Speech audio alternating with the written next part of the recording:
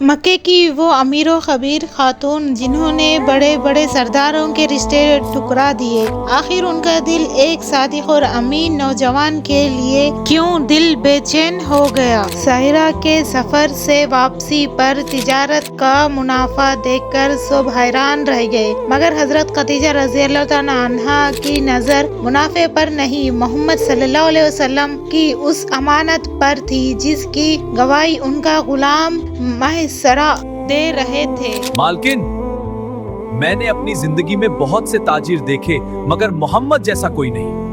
میں نے اپنی آنکھوں سے دیکھا کہ دھوپ میں بدل ان پر سایہ کرتے ہیں، ان کا ہر بول سچا ہے۔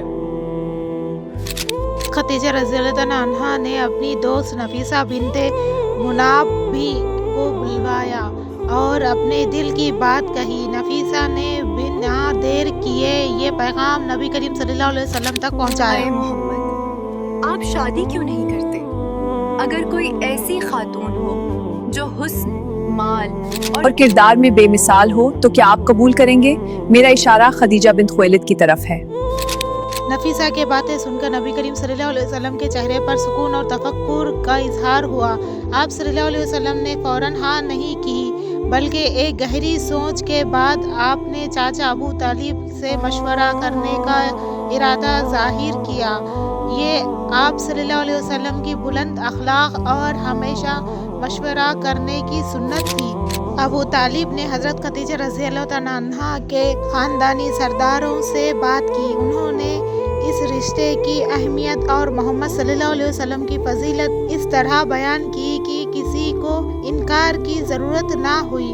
اے قریش کے سرداروں، ہمارا بھتیجا محمد وہ ہے جس کا مقابلہ قریش کا کوئی نوجوان نہیں کر سکتا۔ اگر اس کے پاس مال کم ہے مگر شرف، ایمانداری اور عقال میں وہ سب سے بلند ہے۔